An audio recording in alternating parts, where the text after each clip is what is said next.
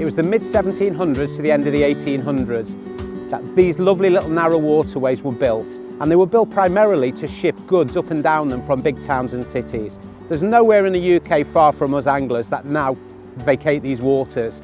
Throughout the summer, throughout the winter, they just make fantastic places to come and fish, full of different species, different varieties and different ways you can fish for them. So those goods that used to come up and down the canal are no longer. They're used mainly for us, for our pleasure. So let's hope today the goods are delivered and we can catch a few fish. Just going to tell you now why I've chosen this spot to fish today, and particularly this section of canal on the Grand Union.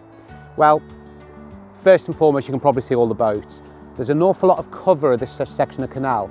And I spoke before about this canal, or these waterways being narrow, but actually if you look at this stretch of canal, it's probably a good 30 metres wide, because you've got long boats point on, then there's a good 16 metres across to the boat. So it's actually a wide bit of canal. But what I like about this stretch of canal is it feels a lot warmer here because you've got all the shelter of the boat, you've got buildings opposite, it's wider, I know for sure it's deeper because the boats are constantly moving in and out throughout the year, especially in the summer months. So it plumbs up very different to normal canal. You do get your boat channel, but you get an average depth of a good 3 to 5 foot right across. So you don't have those shallow little 10 inches across, you know, where the brambles and the little twigs and things come down from the bushes in the narrower stretches. So anyway, this section that I've chosen today to fish, which is this spot here, what I like about this particular peg is you've got a nice reed bed to my left. It's not in the water, but it does provide a lot of cover. The canal is quite clear. It's got a tinge of colour, but it's still clear. You know, we're looking into a solid bottom, so you can only imagine those fish looking up are looking up to a clear sky. So it is quite clear for fishing. Also, this area, because of the boat, the small fish that congregate here and migrate here through the winter months, you can only imagine those predators come in and attack them and they round them up. Well, I'm quite happy catching both. I'll be happy catching silvers, I'll be happy catching those perch. Now, if I can catch some of those perch for you on camera today, I'll be more than happy. Right, before we start today's session, I'm just going to show you what my bait selection is for today on this canal. You'll probably notice when I go through this that it's actually quite a positive bait approach. There is no bread, there is no squat, which you tend to use a lot on the canals. But as I'm targeting a lot of bonus fish on this stretch of canal, like I mentioned earlier, I'm kind of gone with baits which are mainly in line with those fish. So first bait I'm going to talk about obviously is casters. Got a pint of casters here, more than I'll need for any canal, but it's always better to have, you know, enough and not too much. Plus I ran them off fresh, so they're lovely. I couldn't resist bringing that many. The next bait is pinkies. That's probably the most negative bait I've got with me today, but like I said, I'm going to have a line which I'll go through the lines in a bit with you, but pinkies are always good to get a few bites, and I like to put those in the ground bait on my ground bait line today, which I'll run through in a second. Maggot. Again, I've got some live maggots. If there's any bonus fish about, now and again you can nick a big perch or a big skimmer or even a big roach. They tend to like the maggots in the deep water on this canal in the winter, so I've brought a few maggots with me, just half a pint's more than enough. Also got a few dead maggots as well, cover them as well. Put them in a bit of water. I do like to use a few dead maggots in the ground bait. Again, if there's any skimmers about or big perch, it's always worth putting 1 or 2 of those on the hook and just sitting waiting with it kind of with 4 or 5 inches of line on the bottom when that water's that cold. And you can see it's cold. This is frozen because that water is still incredibly cold. The canal was frozen just a week ago, so just having a nice variety of bait and a change bait is a good idea. And then the final bait I got with me before I do the ground bait is worms. Now I can do these together. I've got 2 types of worms today. I've got dendrobina worms, which are here, the smaller worms to chop up, and I've also got some big lob worms. Can't beat a big lob worm for catching those big perch. You know, if you want any of those big predators that live in here like those perch, not the pike or the zander, but it'd be nice to catch a perch, that always gives me a chance of just catching a bonus fish as well. And I will put a few of these in down the track today to hopefully catch a big perch. So the next thing I'm going to go through, the next part of the bait table menu, is the ground bait. So what I'm using today, I'm using a kind of a sweet fish meal mix, which is becoming the norm for the canals now. It's predominantly swim stim silverfish, which is a kind of a sweety fish mealy ground bait, but again a dark mix. And I'm also adding some F1 sweet cool water, which is a very dark mix again. Now I do like a dark mix in clear water. I'm not of the thinking that it's got to be dark for clear water like most people say the fish like to hover over. End of the day, People feed bread in the winter and breadcrumb, and fish love it. So, and that you couldn't get any whiter than breadcrumb, especially the white crumb that they use. So what I'm doing is, but I like the fact that when you put the dark mix in, I'll just show you now, and you put, say, the bait on top, it really does stand out. And that's what I'm looking for. I'm looking for that bait to stand out on the bottom, in the ground bait to draw them, make a cloud on the bottom in the clear water. And that's why I like a dark mix.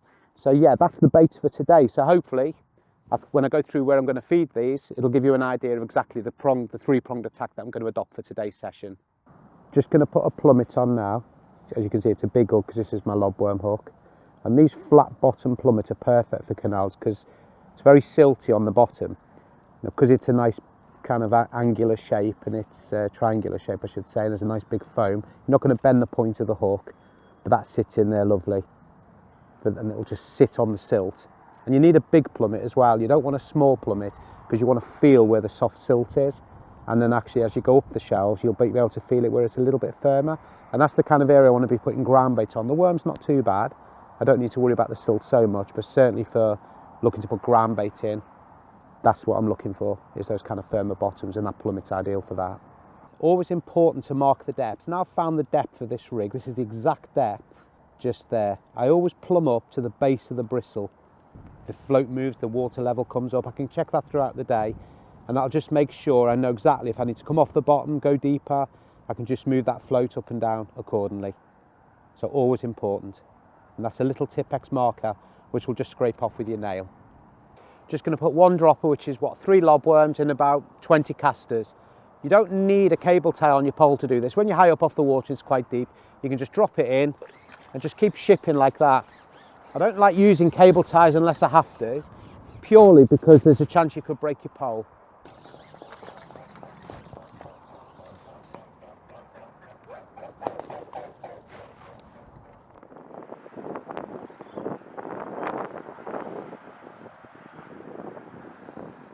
It's a nice perch, swinger, but we'll have that. Yeah, started short, small roach, very small roach, sort of 2 to the ounce. We've just gone long. I know it's very windy, but the good thing is I've fed 1 ball of ground bait, a few chopped dendrobinas and casters. I've just gone on the caster over. First drop I got a nice roach, and the next drop I got that perch, about 4 ounces. So it's shallower water. I'm not quite by the boat, but the cover might be where those fish are, or they're in the shallower water. But we'll keep persevering. The wind is strong, but if that's where the fish want to be, then that's where we'll have to fish. So we'll look back in a few minutes and see if it keeps going.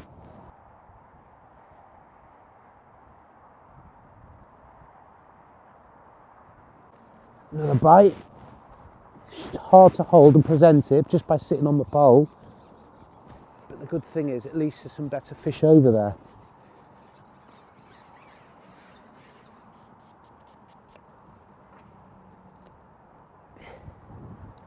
Get look at that roach. A lovely fish. Castor roach. Very cold. Really rough conditions, but nice perch all the same. Yeah, a good 6 ounce. That's a nice, what, 6 ounce? Just ducked into a really nice fish on caster, single caster. Well, when I say a really nice fish, feels a bonus for a canal.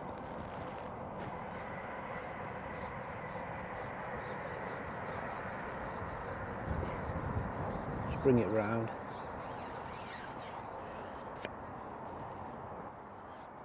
Could be a skimmer. Yeah, skimmer. Nice skimmer. Look at that. What, 8-10 ounce? Definitely casters the bait, but nice fish. Just switch into caster. I haven't put much bait in, just that 1 ball.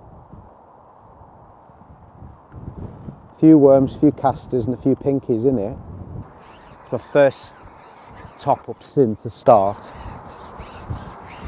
But what I'm going to do is I'm just going to see what the reaction is. I can always kick off with a new line, and if that wind does drop, I will be able to go further over. But that is about 14.5, 16 metres, I suppose, at the max. It's that boat, but this is 13 metres I'm catching here, so we'll keep persevering. It's one of those days, if you can pull out 5 pounds of fish on a hard day like this, you'd be more than happy. So we'll keep going. It's not that much deeper, it's only 4 to 6 inches at the very most, and yet the fish are smaller in the deeper water and slightly bigger in the shallower. And also, where I've fed for perch, I'm not catching them. Where I've fed for skimmers and roach is where I'm catching perch. Just never know in fishing. Just dropped in on half a lobworm, it's gone. It's not a big fish, but the good thing is it's a bite. I fed it right at the start, which must have been an hour and a half ago, and didn't deliver anything, but just gone in again, and probably about a good 10, 12 ounces. That's nice to catch one on a lobby, and on a day like today, that's a real bonus. But a good 8, 10 ounce on a lobby, that's a good sign. So hopefully we'll get a few more daddy ones as well. So let's get the hook out of that one. It's lobworm line, 2 fish, 2 bites in 2 drops. After not having a bite there for so long. And again, it's another bonus perch. You can see by the conditions, it's so rough, but if you can just get that presentation right, and that's now what, 2 perch for £1.50 £1. It's almost a similar size. If it wasn't in my net, you'd almost say that was the same fish. But lovely perch, like I say, it's probably 10 ounces, 10, 12 ounces. I definitely wanted that. Just going to show you now what I mean about fishing it downwind. You see the direction of the wind is very strong right to left. So what I've done is, I've fed a line down the peg, which is about 9 metres.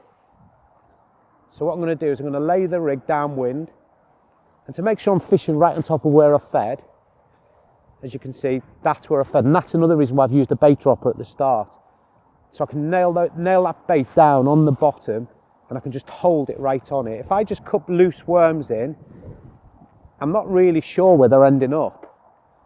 Even though I cupped a few in and a few casters in just to try and draw fish into the area, the actual bait that I'm fishing on the hook and that I've fed on the bottom are those lobworms, and that's what I've put in the bait dropper. And those bites are coming right on top, literally on top of where I fed them, and that's important. Presentation first, big back shot, bigger rig, 1/2 gram, big bait dropper. Doesn't matter, it's only 4 foot deep. It's better to know where the worms are and that you're fishing over the right area than just cupping loose worms in and not actually being sure where they are. Don't really want to spread the bait out when you're only fishing maybe for 4 or 5 bites.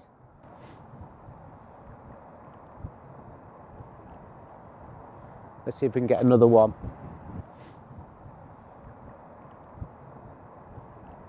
Things have gone a little bit slow now, so what I'm going to do is I've given it a few minutes just to see that they haven't just spooked and there's still a bit of bait down. I don't want to fill these fish up. So what I'm going to do now is I'm going to bring the rig in, put a couple more lobworms, 2 or 3 lobworms in the bait dropper with a few casters, and just drop it back in and see if I can draw them back again. And if not, then I'm going to rotate to my other line and then drop back in again, you know, maybe in another 20 minutes and just see if those perch have regrouped. Because there was like 4 quick fish and a missed bite, and now it's gone to nothing. So they've either just backed off or they just need another feed. But I want to be careful that I don't overfeed them and just keep drawing 1 or 2 fish in, hopefully catch each time. And like I said, then drop back in on my lines where I was catching roach and skimmers. I've just, like I said, I've gone in, I said just feed in that. I know it's not a big perch, but I've gone straight in, fed it, just 3 lobworms, a few casters, and it's brought them back straight away. Not a big fish, but again, it's a bonus fish. You know, it's about sort of 6 ounces.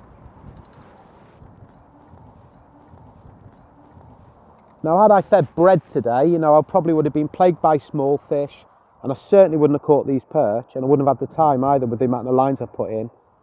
So you've just got to make your decision what you feel is best on the day. And today for me, with the conditions, it was more perch. So I've kind of gone with it, as you can see, with a perch approach. So, so far it's proven to be the right approach, but because I've got, what, 5-6 perch now. I mean, those 5-6 perch probably weigh about 2.5 pounds, so it's going to be a big part of the weight. If I can catch another sort of 2, 3, 4 of those, you know, I'm well on the way to kind of the target weight I was expecting or hoping for. So, but the good thing is they've come straight back. So they were in the area, they just wanted feed. Something to spark them into feeding, because that's what predators are like. Let's see if we can get another one straight away. So it's the second one off that feed straight away, which is a really good sign. I'm really pleased with how this has come in now, because it's, at one point I didn't think this was going to happen because it was so cold and the wind and everything else, but they're kind of peas in the pod fish, which is nice. But lobworms are the bait. You know, I've put dendras on 2 lines and not caught fish of this size, even though they're not the biggest fish in the canal. They're certainly bigger than everything I've caught on dendras, casters, for instance. You know, they're a good 6-8 ounce fish, but lovely weight builders. Like I said, I've probably got 6 of them now in no time. You know, 4 on the first feed, 2 on that feed, and we've only just had, what, 2-3 drops. Yeah, really pleasing. A chunky fish as well. One thing I always think about when you feed and those fish come onto the feed that quickly, I always think that you're trying to catch the fish before they eat the bait. So I looked inside those fish's mouth. There is no worms in them, but the worm I've caught them on. So you've got to be straight in. So don't always be tempted to feed and then leave it. As you can see, one of the most important things, there's another one on cue, is to actually do exactly that. Go straight back in on it, because they're predators. You know, they'll home straight in on that food, and then you want to catch them. You don't want to fill them up, and by the time you get on it, those fish have actually backed off or basically fed up and gone. So that's the good thing about that.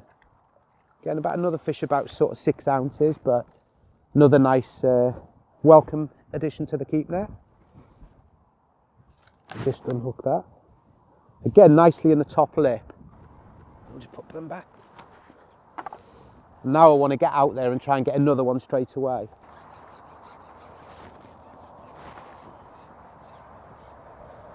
It's another one, another fish.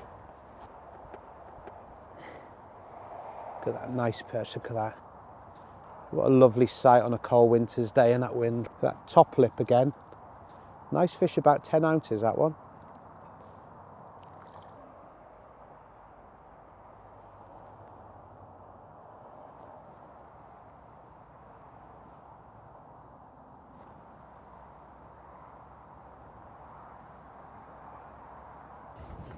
I said before, when there was a boat coming, I said it's always good to drop in when one goes through, and as you can see, it's just gone past.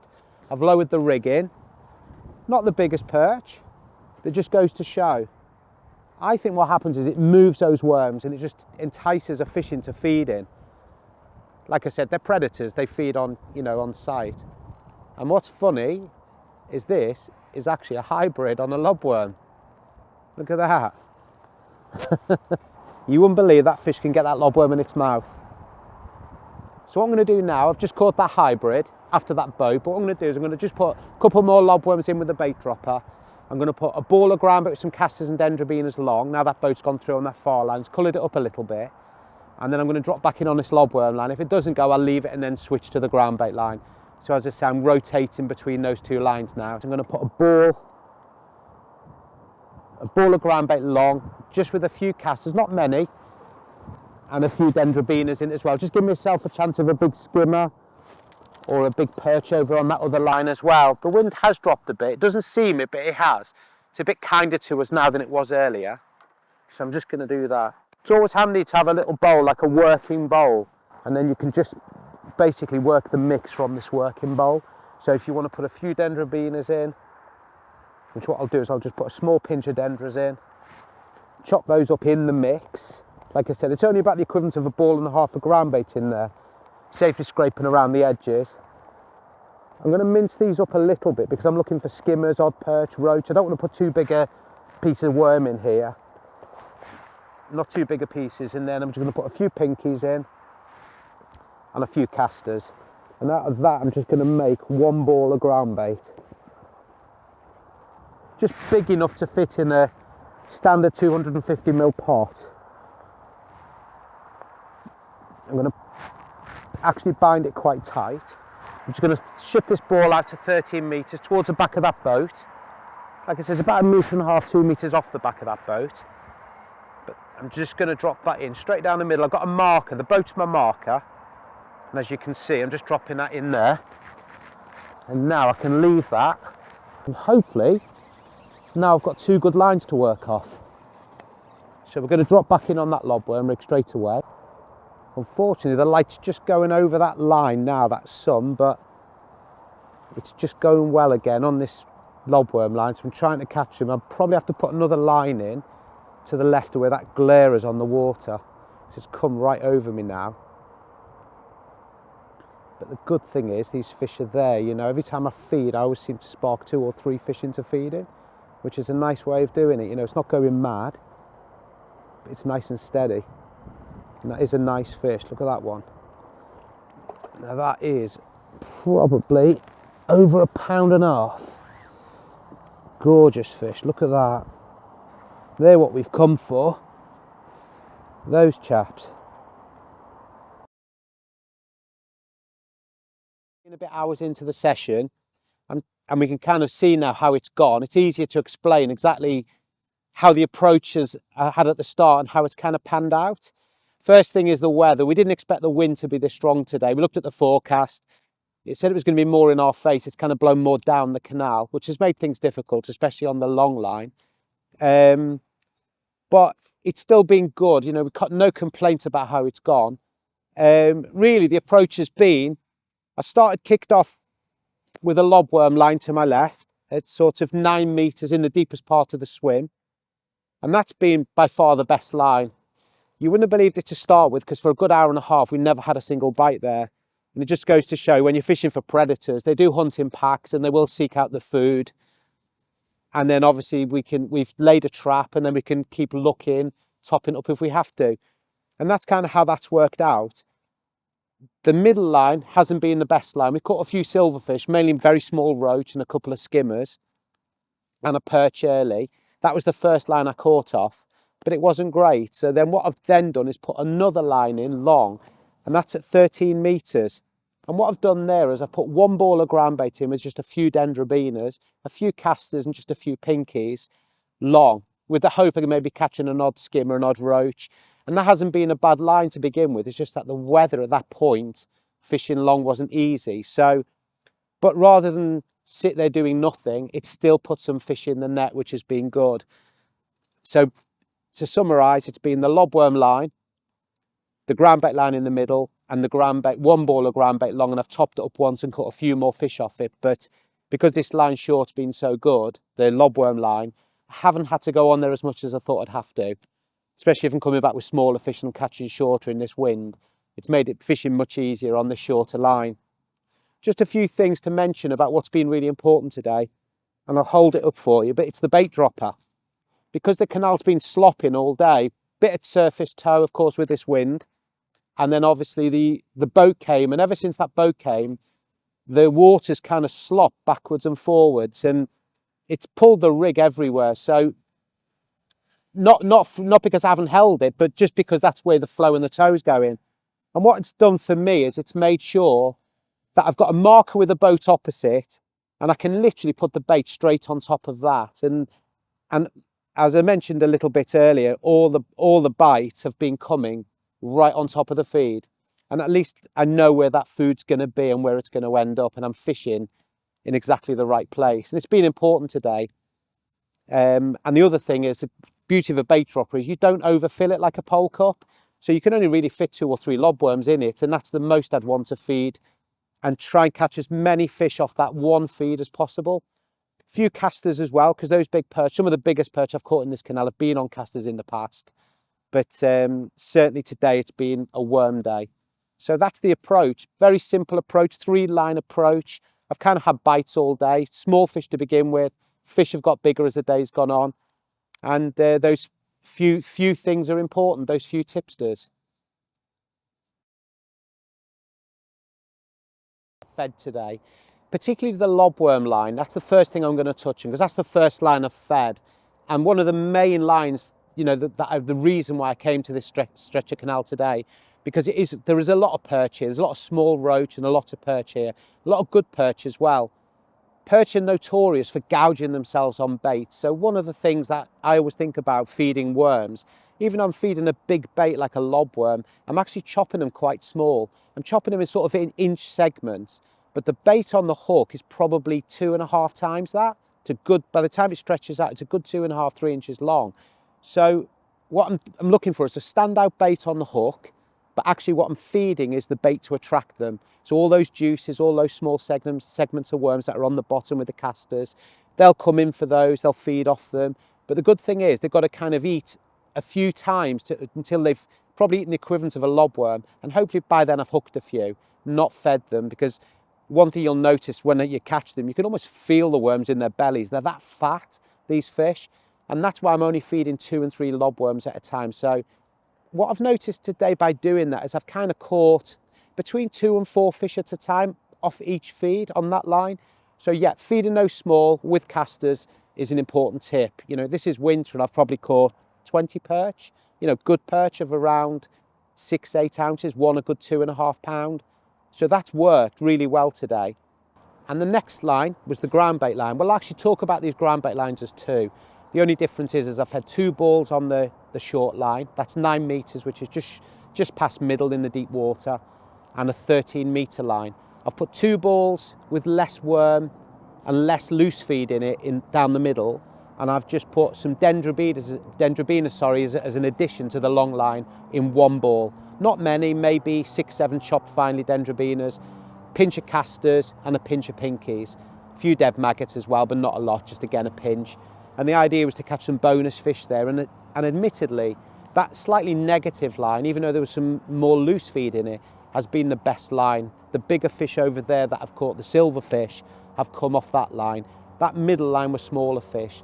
So it just probably goes to show the importance of putting in 3 lines and covering 3 different areas of your swim, because you never know. Had you not fed that line and thought, windy, I don't want to go too long today, you'd have missed those fish. So yeah, the conditions haven't been great, and hopefully, you know, when you're out fishing, you won't get conditions quite as rough as this, but certainly today it's been important putting sometimes less feed and then sometimes into a different place where it's totally different in depth. You know, 6-8 inches may not seem a lot in depth, but it's made a massive difference to where those slightly bigger silverfish have been today. A couple of hybrids, a couple of skimmers, a few roach, and a bonus perch along as well. So yeah, it's sometimes less is more than actually going in gung-ho at the start. We have to remember it's a mildish winter's day, but in general, the last few weeks, you know, a week ago, I know this was frozen solid. And, you know, you saw this morning with the maggots, my maggots, they froze with the temperature of the water on the warm maggots that I've put the water on.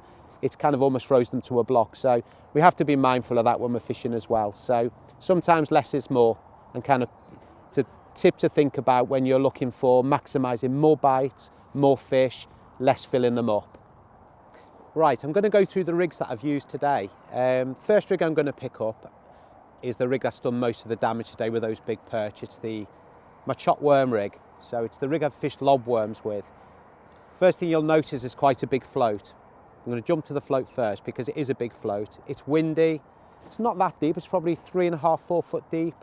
But you need something stable. And when you're fishing a big bait like a lobworm, you don't want any fancy little, you know, fine floats. The bristles need to be quite thick. That's a 1.2 mil bristle. It's a 0.5 gram float. And then I'm going to come down to the business end. So again, it's a big bait. So you want a big hook. I'm using a size 14 fine wire hook there. It's actually a Guru match special. Fine wire, nice wide gape, holds that lobworm really well. Shows a lot of hook as well, which I think is important when you're trying to get that hook into that bony fish's mouth, you know, those perch's mouth. They're very bony, you need to set that hook properly.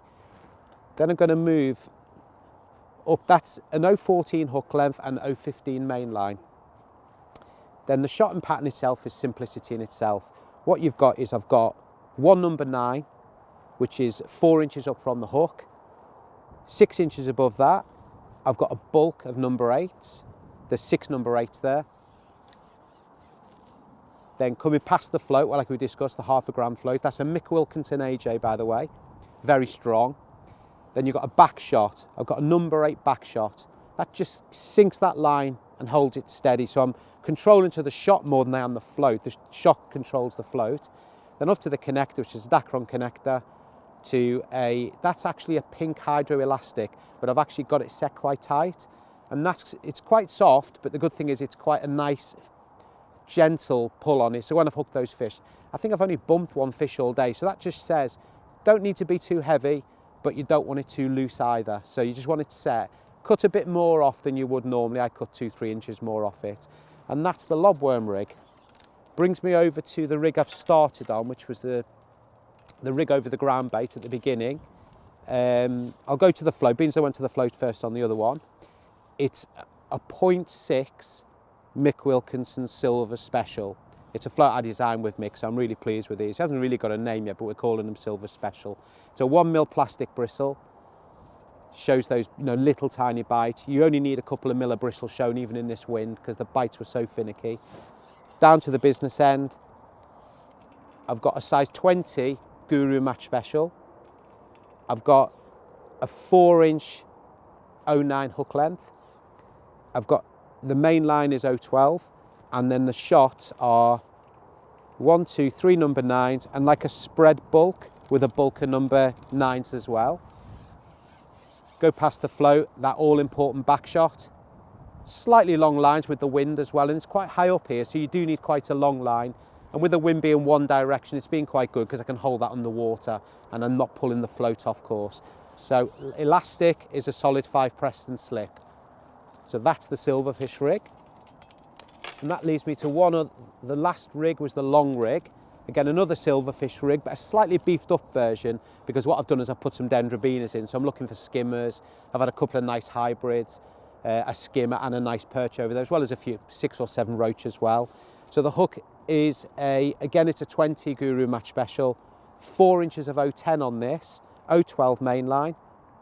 It's got one number 9 dropper, small bulk of number 9s you can see there.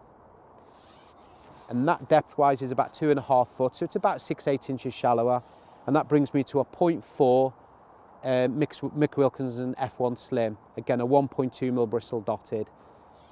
All-important back shot number 8. Again, long lash on there because again, I'm holding against that wind. Don't want the float moving around. And a solid 5 slip elastic. And there's the rig. Simplicity in themselves. Haven't let me down today and have been ultra stable in that wind. Well, that's another bite, lovely bite. Flew under, didn't lift and drop that time. Just literally, nice fish as well. Really nice fish. Feels like another bigger fish. Goes to show though, you just leave it sometimes. Lift and drop works sometimes, dragging it works. Moving it side by side, like I say, dragging it, but this time, just leaving it sat there. And look at that, lovely big spine comes out of the water in the wind, so you can see them a good 2 foot down, coming up to the surface. But off that feed again.